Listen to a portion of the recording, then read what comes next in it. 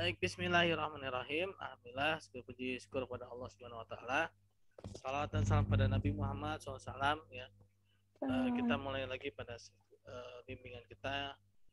Saya akan langsung aja share screen tanpa membuang-buang waktu karena memang waktunya sudah terbuang banyak ya.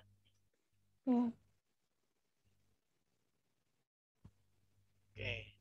Analisis perbandingan kinerja karyawan PT PLN WLP Ciledug ya sebelum dan ketika ya pandemi ya kemarin ya. Ini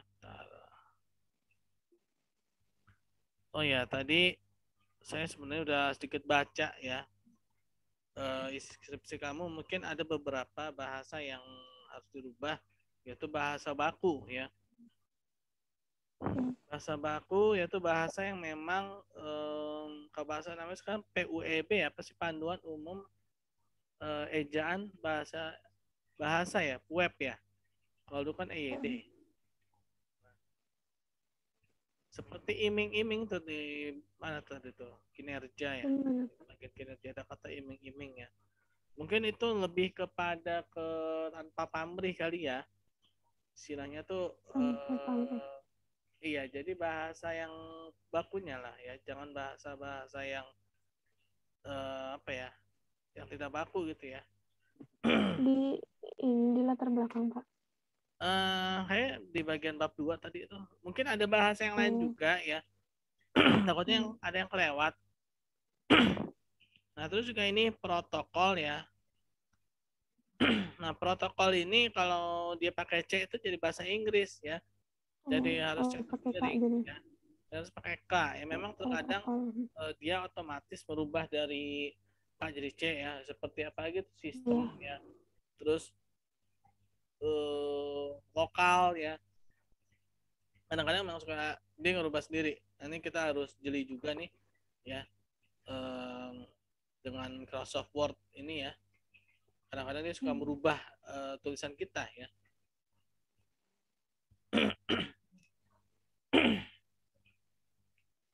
Oke.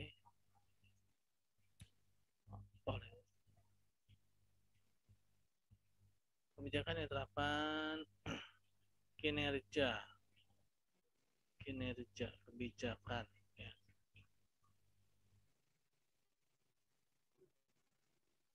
Nah cuma gini, ini ada nggak alasan yang menjadikan kamu memilih judul ini? Kenapa kamu memilih kinerja pada PT PLN? Nah itu harus ada nih ya. Kinerjanya kenapa? Bagus, jelek, bagaimana ya? Nah itu berawal dari situ ya. Nah nanti ketika misalkan bagus gitu ya, bagus, kinerjanya bagus Pak, pelayanannya baik Pak. Nah tapi begitu ada COVID, pelayanannya agak menurun. Nah itu mungkin bisa jadi alasan. Nah saya belum melihat ini alasan yang seperti itu di dalam latar belakang kamu ya. Saya belum melihat. Ada juga yang itu Pak. Meningkatkan baik. Nah baiknya itu ini kan ini ya, istilah itu baiknya itu apa nih istilahnya itu ukurannya ya. Ukurannya itu seperti apa baiknya itu ya. Pada dasarnya kinerja karyawan dilihat dari kualitas kerja ya, kuantitas kerja dan ketepatan waktu karyawan tersebut dalam bekerja. Perusahaan yang mempunyai kinerja karyawan yang baik kan mudah mencapai tujuannya. Ini belum apa ya kalau dibilang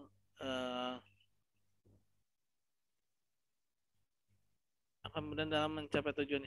Nah, belum menggambarkan kinerja di PT PLN itu. Ya, ini baru menjelaskan bahwa kinerja yang bagus itu dilihat dari kualitas kerja. Oke, ya, memang benar ya.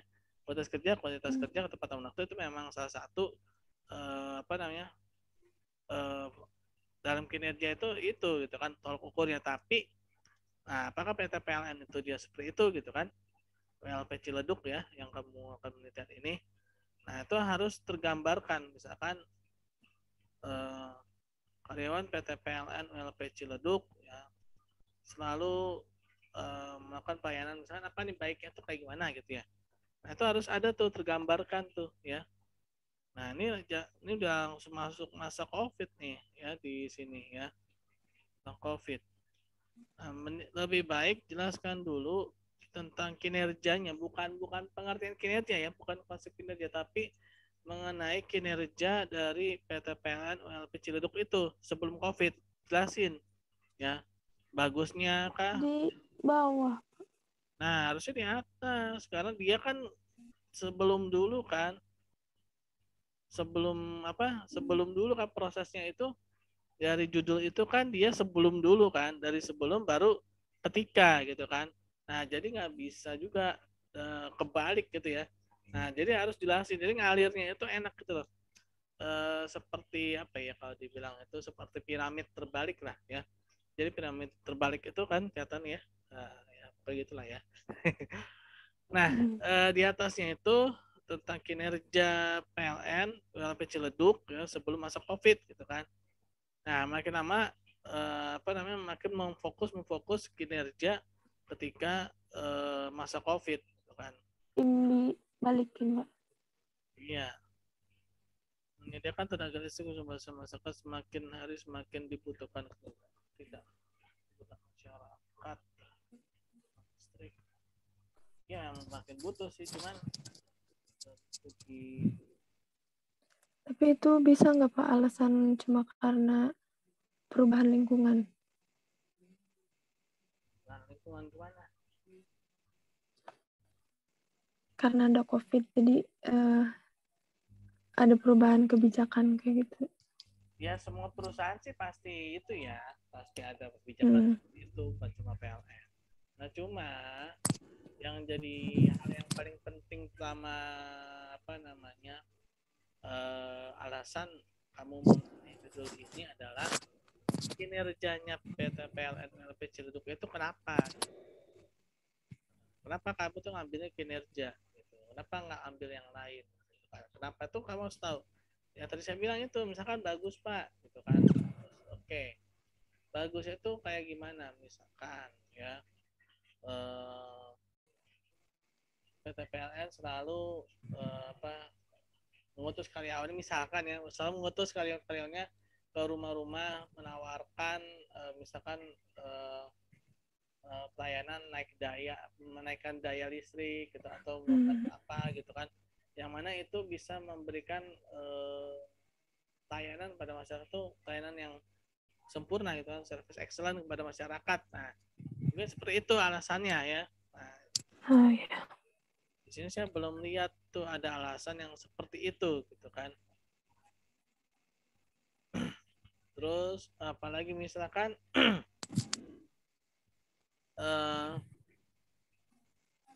kalau pembayaran listrik tepat waktu dia masuk kinerja, ini bisa juga sih ya.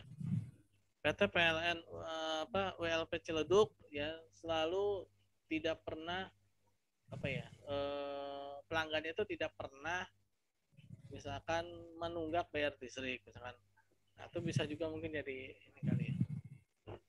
Jadi ada alasan-alasan internal ya di dalam PT PLN ULP Ciledug itu yang bagus gitu ya. Nah, ketika terjadi misalkan itu terjadi COVID gitu kan sekarang. Nah, terus ada fenomena tuh yang istilah yang dulunya selalu menyambangi masyarakat gitu kan, yang dulunya selalu melayani masyarakat. Nah, ternyata kok berkurang gitu ya. Oh iya. Kok berkurang? Nah, berkurang kenapa nih ya? Nah, mungkin itu yang akan menjadi alasan di latar belakang ya. Itu satu ya.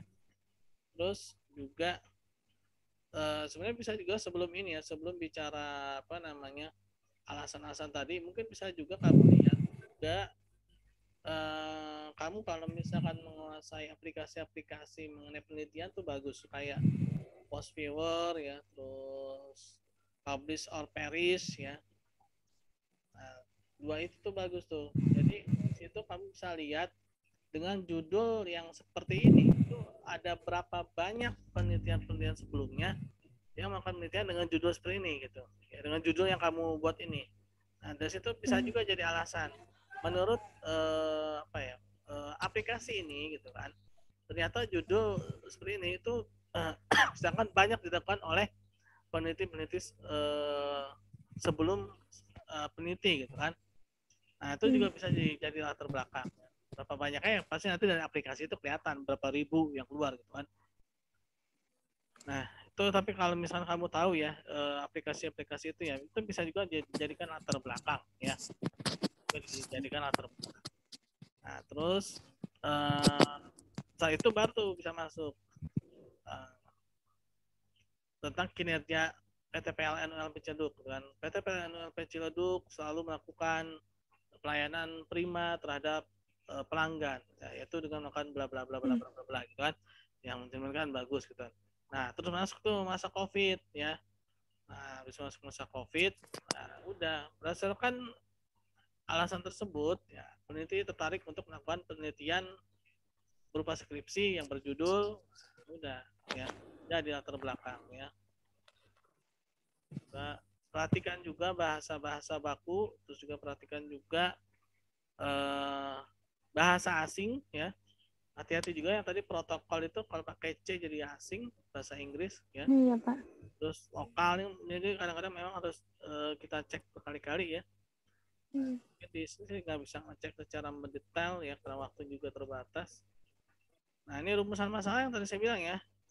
Kalau rumusan masalah itu ya kalau di INAIS itu dia bukan cuma di INAIS sih ya, itu di semua kampus dia ada pertanyaan-pertanyaan ya, pertanyaan-pertanyaan.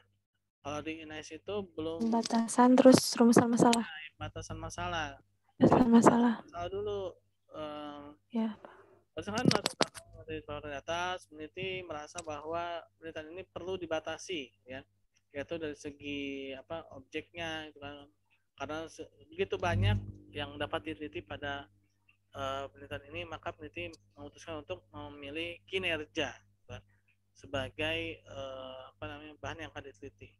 Lalu begitu banyaknya juga instansi yang diteliti, maka peneliti membatasi PT PLN dan juga dibatasi lagi PT PLN itu adalah PT PLN ULP Ciledug. Salah ya. Nah, baru rumusan masalah. Kalau di kampus lain mungkin ada nih pertanyaan penelitian ya, tapi kalau di INAIS nggak dibedakan ya. Baik itu yang kualitatif maupun kuantitatif itu nggak dibedakan. Nah, terus ini nih ya, di rumusan masalah nih, ini rumusan masalah sebenarnya ya, bukan pertanyaan permasalahan, karena kita nggak pakai pertanyaan penelitian ya, kita pakai rumusan masalah aja ya. Nah, ini apakah ada perbedaan kinerja? Nah, terus seberapa besar perbedaan kinerja? Nah, sebenarnya pertanyaan nomor 1 itu bisa menjawab pertanyaan nomor 2. Ketika melihat ada perbedaan kinerja, berarti besarnya itu udah ketahuan. Nah, maka pertanyaan nomor 2 ini menurut saya ini nggak usah. Karena pertanyaan nomor 1 itu udah mencakup pertanyaan nomor 2. Ketika kita tahu perbedaannya, ya otomatis kita tahu dong beda besarnya itu berapa ya kan. Misalkan ada bola ukuran diameter dengan 10 cm dengan 20 cm kan kelihatan tuh bedanya.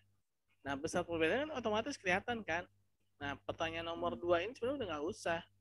Ketika kita tahu ada perbedaan, ya pasti besar kecilnya kelihatan dong, gitu kan. Kalau saya lagi ditanya besar perbedaannya berapa, nggak usah. Karena kita udah tahu ada bedanya, udah pasti tahu perbedaan besarnya ya. Nggak usah lagi ditanya ya. Ini kualitatif ya, kalau saya lihat. Bagaimana manajemen syariah dapat memperbaiki kinerja? Nah, manajemen syariah dapat memperbaiki kinerja. Kalau saya lihat dari judul ini dalam perspektif manajemen syariah. Jadi fungsi manajemen sudut pandang manajemen syariah ini dia bukan sebagai pengoreksi, tapi sebagai ini ya apa ya dibilang ya sudut pandang ya. Kalau ini kan pertanyaan yang nomor 3 ini jadi kayak beda gitu loh. Jadi fungsinya itu bukan sebagai sudut pandang ya. Jadi gini misalkan kinerja PLN bagus gitu kan. Terus karyawannya misalkan sholat tepat waktu ya. Walaupun mungkin ya di PT PLN itu tidak mempublis bahwa PLN itu ada PLN syariah atau apa gitu kan, tapi karyawannya itu sholat tepat waktu ya, terus selalu berinfak, sedekah, zakat gitu kan.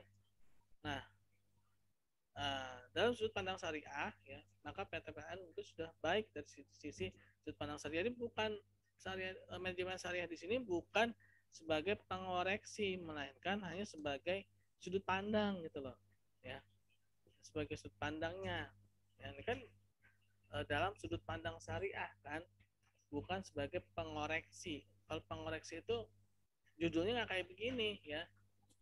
Nah, berarti apa nih, analisis judul mah jadi aneh ntar ya kalau pertanyaannya nomor 3 ini dimasukin nih ya. Nah, memperbaiki atau mengoreksi, memperbaiki kinerja. Nah, ya itu yang pas pertama bimbingan sama Bapak ini. Tapi kan bukan memperbaiki deh. Kalau bahas memperbaiki itu nggak ini apa ya, kalau dibilang tuh nggak cocok lah. Jadi bukan sebagai memperbaiki bagaimana sudut pandang manajemen syariah ya, sudut pandang manajemen syariah ya terhadap kinerja karyawan. Jadi kita cukup lihat sudut pandangnya aja, nggak usah sampai memperbaiki. Jadi kalau memperbaiki itu seolah-olah seperti apa ya, kayak lembaga yang memperbaiki gitu kan. Nah, ini hanya sudut pandangnya aja gitu yang tadi saya bilang ya. Misalkan walaupun PLN itu dia tidak mempublish sebagai perusahaan syariah ya, tapi karyawan itu mencerminkan syariah gitu loh ya.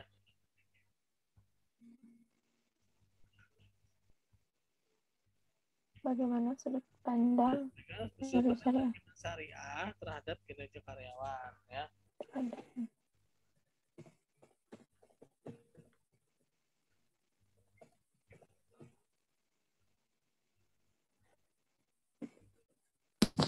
Yaitu pertanyaan yang nomor 3 dari Bapak yang pas pertama yang offline.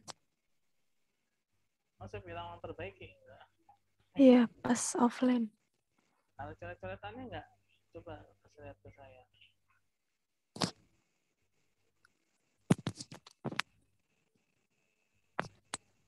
Perbaiki itu gimana gitu ya?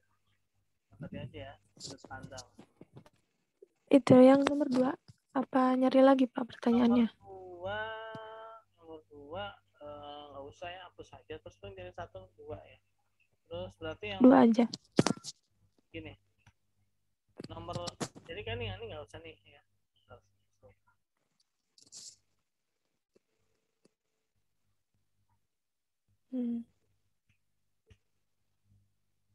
Bagaimana sudut pandang manajemen syariah ya terhadap kinerja karyawan PT PLN Persero LP Ciledug ya sebelum masa pandemi ya.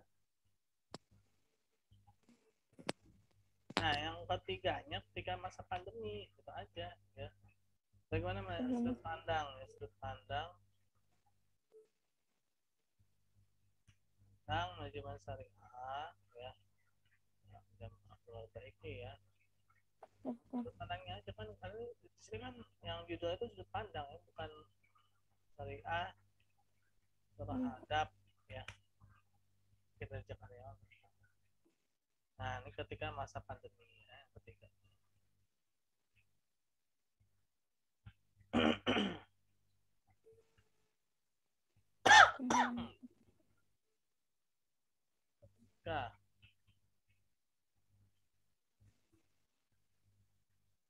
Nah, ya, jadi 3 pertanyaannya dirubah ke sini ya, jadi seperti ini.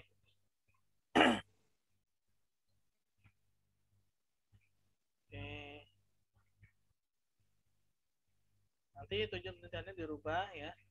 Mantap penelitian, sistematik penulisan, karena yang penting lihat pedoman ya. Terus kamu pakai ABCD ya.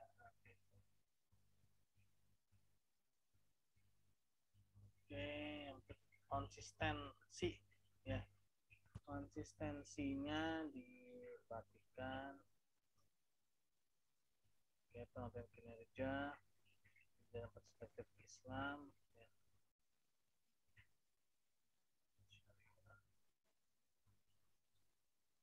Bahasa-bahasa baku ya, terus bahasa zoonosis. Apa nih zoonosis ini? Cetak miring kan nih ya, bahasa asing jangan lupa cetak miring. Droplet, nah droplet bahasa asing atau bukan tuh ya.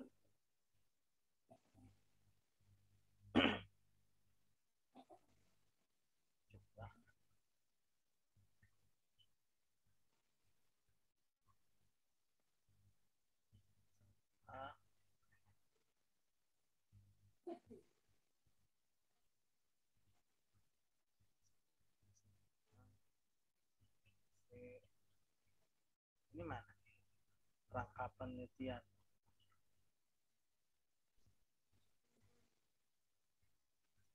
Oh ini beda terdahulu ya.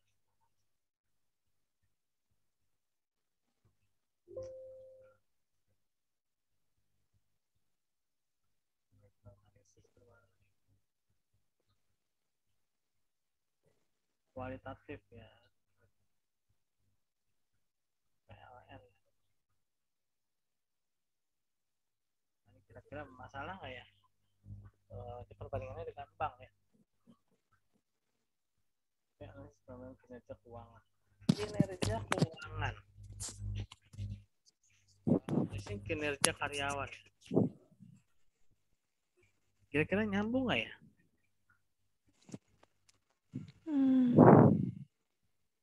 Nah ini kadang suka ada bilang nggak nyambung. Karena ini bicara tentang keuangan. Kinerja karyawan. Nah ini tentang karyawan. Ya. Ya, penelitian terdahulu ya. Sesuai ya, karyawan itu karyawan ya.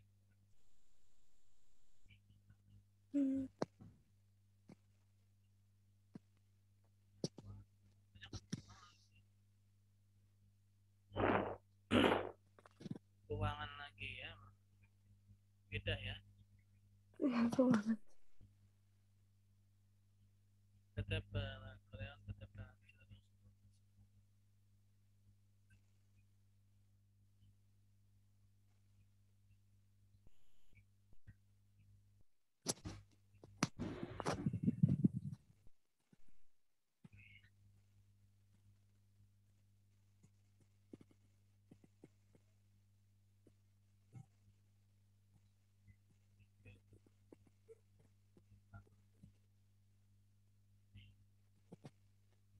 Data PLN melakukan perbandingan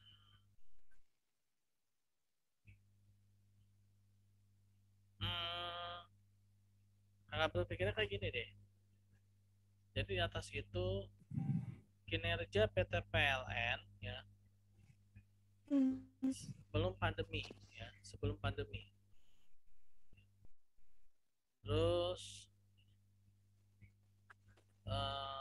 masuk masa pandemi ya. Lalu kinerja PT PLN.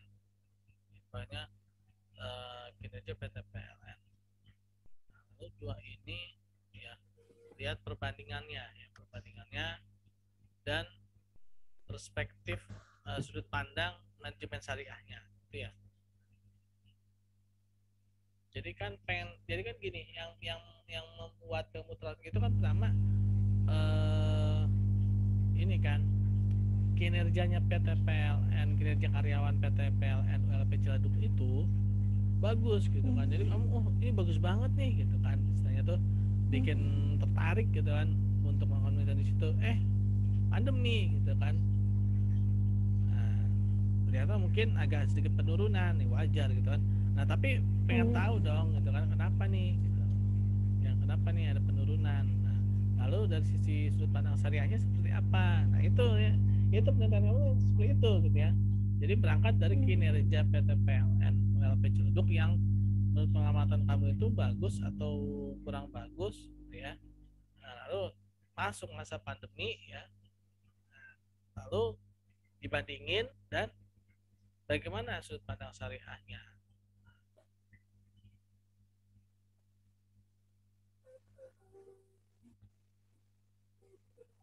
Kualitatif ya.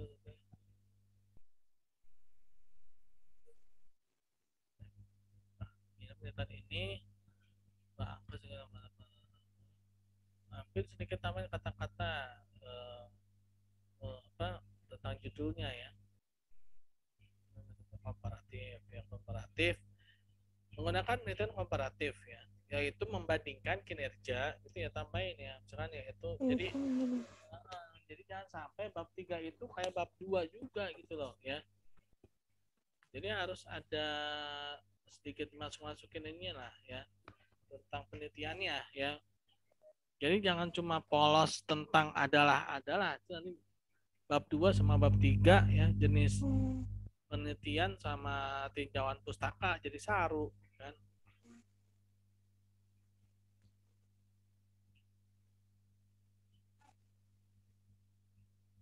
Katakan bahwa penelitian komparasi dapat mengungkap persamaan-persamaan. Nah ini tambahin lagi nih ya, ingin tentang tadi itu ya, kinerja karyawannya gitu kan. Jadi jangan dilepas menurut ininya doang ya. Kalau udah masuk bab 3 itu jangan hanya dilepas hanya menurut ahli, jangan. Kalau kayak gini ini jadi kayak bab 2 nih ya.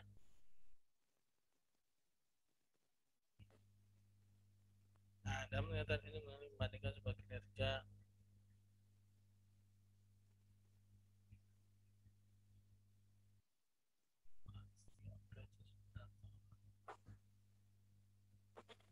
tabel sumber. Reduksi data itu bukannya buat kuantitatif ya? Kualitatif juga? Hah? Kualitatif juga ya? Oke, ya. Kualitatif juga ya? Teknik data. Nah, satu lagi nih kayak gini-gini ya. Ini kalau kepalanya udah di sini, turunin aja, kasihan gantung ya.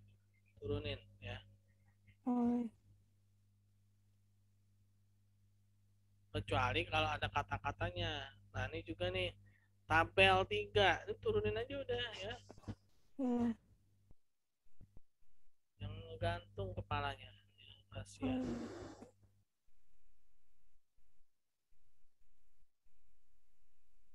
Oke. H0, kok pakai H0HA sih? Ini mah biasanya buat kuantitatif. Kalau kualitatif nggak pakai H0HA. Ya itu yang buat komparatif tadinya. Iya, ini mah buat yang kuantitatif. Untuk membandingkan itu. Enggak usah. Nggak pakai, beda ya. Hipotesis itu juga kuantitatif ya. Nah, itu kalau kualitatif itu ya berdasarkan kuesioner teori itu nanti jadi nggak pakai H0HA, nggak pakai ya. Juga level signifikansi 5%. Nah, ini mah kuantitatif banget ini ya, tabel ya.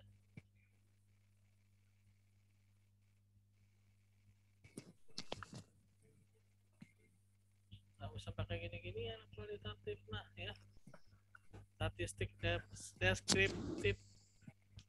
Nah, statistik deskriptif itu kan statistik uji normalitas, ini mah kuantitatif. Iya Pak. Ya kirain deh Pak, ini apa? Dikualitatifin dulu terus dikuantiin.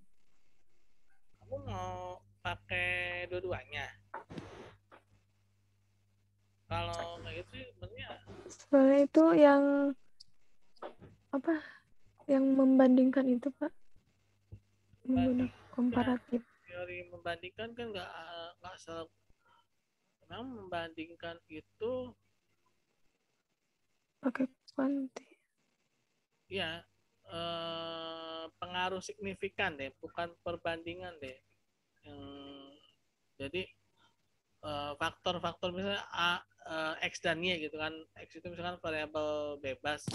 Jadi X itu memiliki pengaruh yang signifikan terhadap Y gitu loh.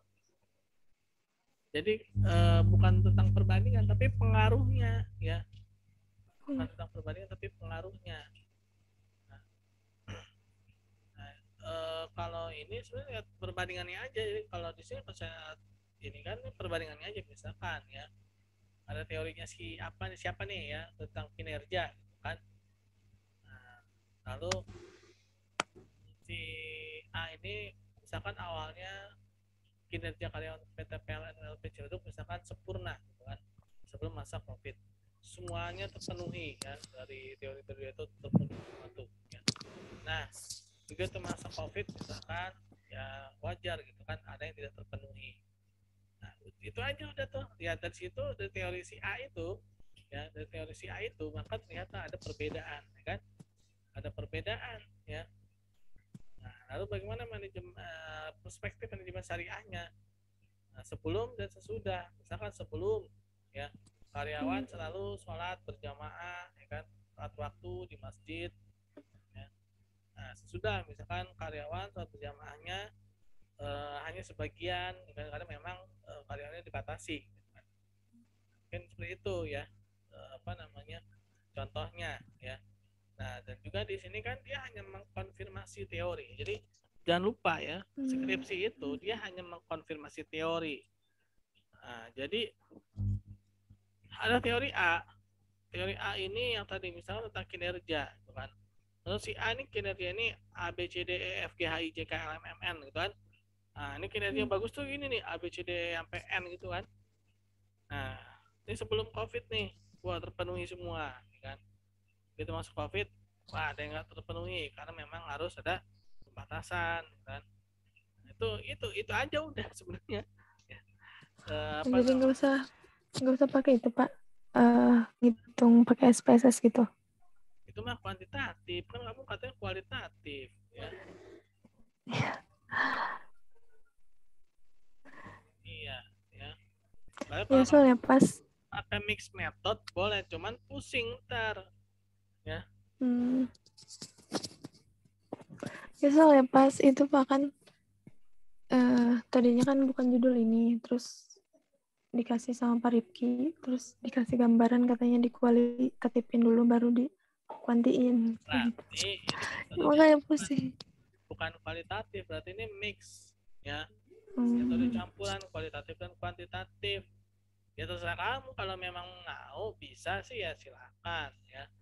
Tapi kalau memberatkan ya ujung-ujungnya kamu sendiri yang nggak bisa, ya lebih baik ya menurut kemampuan kamu. Kualitatif aja. Iya, tuh. Jadi tidak harus menggunakan ini ya, karena kalau kitanya juga nggak mampu ya buat apa gitu loh ya. Kalau kualitatif ya kualitatif aja ya. Kalau memang kuantitatif apanya nih, datanya yang harus di ini kan angka-angkanya kan.